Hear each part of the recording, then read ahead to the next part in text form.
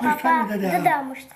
Да, ну, благодаря, том бешхану, том бят, да, что бят, что добросовестно. С тоской и любовью вспоминают отважного бойца Ахмеда Горчханова в его семье. Он родился в начале 20 века в 1908 году в селе Плиево. Некоторое время проживал в Ярославской области, в городе Рыбинск. Оттуда и ушел на фронт добровольцем. Ахмеда сразу назначили на должность командира орудия, а тем временем дома его возвращения ожидали жена и сын. Тогда в 1942-м ветеран оказался в самом эпицентре ожесточенных боев. При форсировании Днепра перед полком была поставлена задача захватить плацдарм и удерживать до наступления основных сил. Переправы подвергались массивной атаке с воздуха. Немецкие бомбардировщики обстреливали воинские части, расположенные на воде. Чудесным образом Ахмед Горчханов избежал смерти при переправе. Первая лодка, которая была погружена в составе 30 человек, стояла готова к отплытию.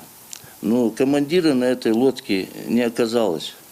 И отец говорил, какая-то сила меня, говорит, толкала, мол, садись на эту лодку. Мы проплыли, на том берегу засекли, но угол обстрела, и наша лодка, говорит, в составе 30 человек не попала под обстрел. А те сзади, которые шли, там тоже десятками лодками погружались, их сразу там накрыли минометным огнем, говорит, и начали уничтожать. Это, говорит, страшная картина была там.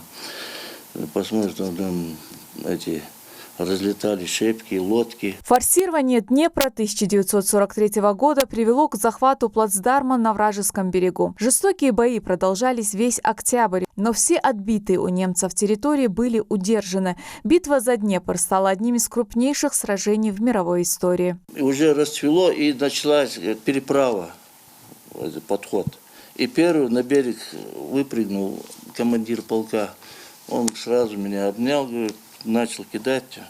И посмотрел, у меня полный сапог крови. Ты ранен? Да ничего страшного, немедленно в госпиталь. На этом сражения для Ахмеда Горчханова не закончились. В августе 1945-го обострилась ситуация на западных границах. Предстояла битва с японскими милитаристами в степях Манчжурии. Закаленные в боях с фашистами фронтовики за считанные дни разгромили Квантунскую армию. А 14 августа Япония официально приняла условия безоговорочной капитуляции. Войну он закончил в Манчжурии, Японии. Ахмед был солдат чистый, кровный вояка, воевал честно. Несмотря на 4 боевых ранения после войны, Ахмед Горчханов много лет проработал завскладом в городе Ош, а вернувшись в 1957-м в родные края, стал председателем сельсовета. Ветеран Великой Отечественной ушел из жизни в 1974 году. Ему было 66 лет. Ахмед Горчханов был удостоен Ордена Славы. Также награжден медалями за оборону Ленинграда и за победу над Германией. Всего в почетной коллекции ветеранов 8 медалей. Все они хранятся в музее. Светлана Томова, Новости 24.